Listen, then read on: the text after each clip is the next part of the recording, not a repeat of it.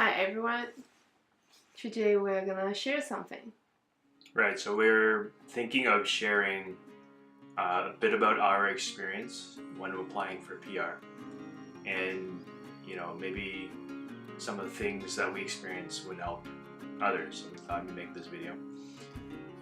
But disclaimer: we're not providing specific tips. It's not like a step-by-step guide or anything. We're just sharing some things that maybe would be helpful.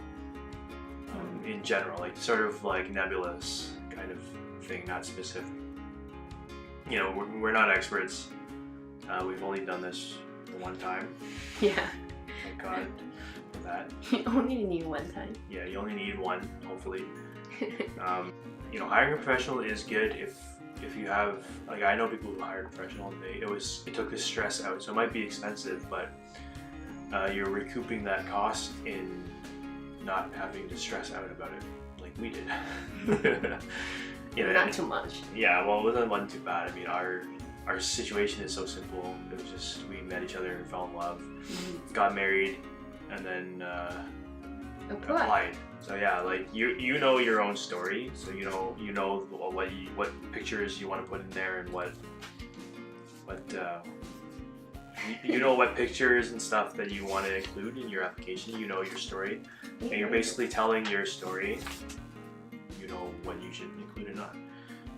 So one thing is, before you even start, you should probably make sure that your passports have enough time on them before they expire. So this process could take up to a year.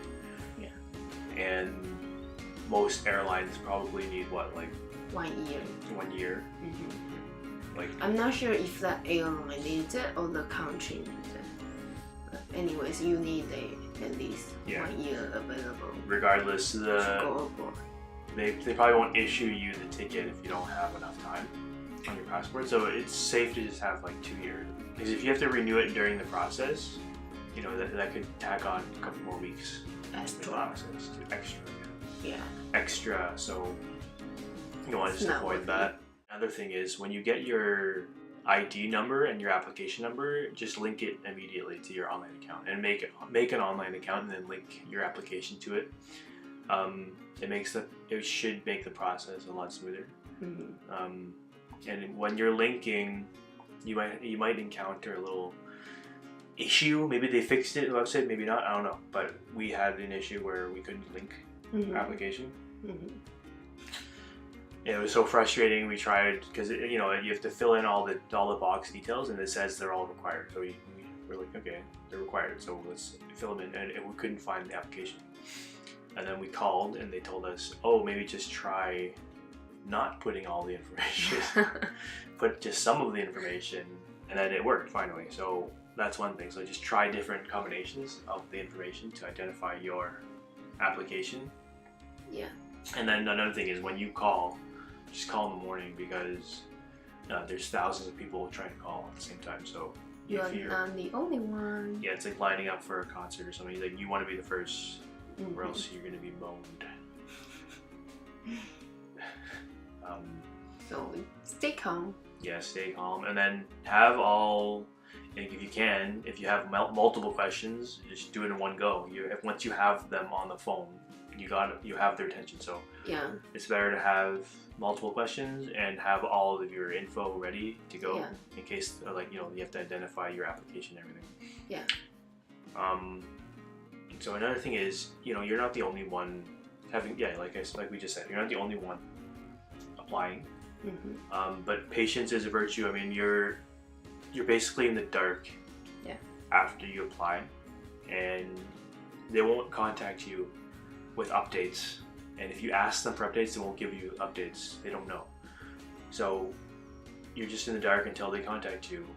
And they're probably only going to contact you to get more information from you if you're missing information, or if you have to correct something. They do contact you at certain points to say, oh yeah, you need this data, you need this, you need to do this test, you need to do blah blah blah. One good thing is that there are other people who are applying too, and there are online communities. So there's a forum that we went to just to see what other people were up to. We didn't actually create an account on this forum, and we're not affiliated with the forum at all. We just found it useful. So it's canadavisa.com. We'll link it in the description.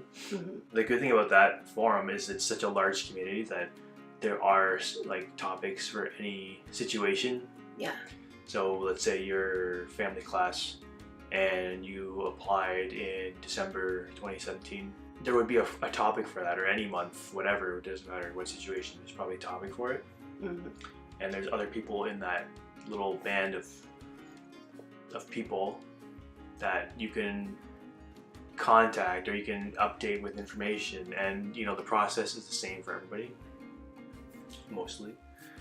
And so the steps will be the same. So when one person gets their ID number, for instance, everybody should probably get it around the same time. So you'll know, like if you weren't the first one, someone else posted, you'll know, oh, I'm probably gonna get mine in a couple weeks. But even if you didn't, like, don't freak out or anything.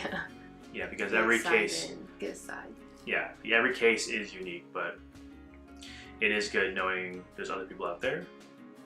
And it's also good because there's a lot of experts there, you know, and there's people who went through the process and who are still just on the forum helping others out of the kindness of their own heart, I guess. I don't know, but it's good, it's nice. And we found it really useful just going on there and just going through a lot of info just to know how the process is, because you're probably in the dark unless you hired someone to help you. But if you did, you probably weren't watching this video anyway. Okay. Yeah. Yeah, it's always good to be in a community, so you won't feel alone. Yeah, but there are, you know, in the community there are people who went through like horror stories, so it's good to keep a perspective. Yeah. Like you don't freak yourself out reading other people's stories. Or that's another thing, you know, like there's probably like a million people telling you what to do, what not to do, their own experience, but your experience is unique. Yeah. Like there's probably people saying, oh, you need to include 5 pictures from your wedding banquet, it has to be 5. But there's not necessarily a formula for anything. Yeah. Or as long as you follow whatever government say. Yeah. And then you follow that checklist, yeah. Everything that they need, and obviously tailored to your own story, but they need certain things, you follow that. And all you can do is get all your documents, all the stuff together before you even start applying. You know, check out the checklist, see what you need. This video is more in a context of a family class, but in any context, grab all you need. But in a family class context, you know, grab all your photos, all your relationship history, anything that you think that was a part of your relationship that was documented, just grab it. I mean, it could be useful, and if it's not useful, just toss it aside. But it'll make it a lot less stressful when you're actually applying, and you know, you're up at night, 4:30 in the morning, and you're just trying to get it done or whatever. It's good to have everything together. So yeah, that's it. This is our experience, and then hopefully it's useful to you. And if you like this video, please click like and subscribe my channel. I will share more Canadian life and DIY video in the future. Thank you for watching. Bye. Bye. Oh man, we gotta get some ice cream or something.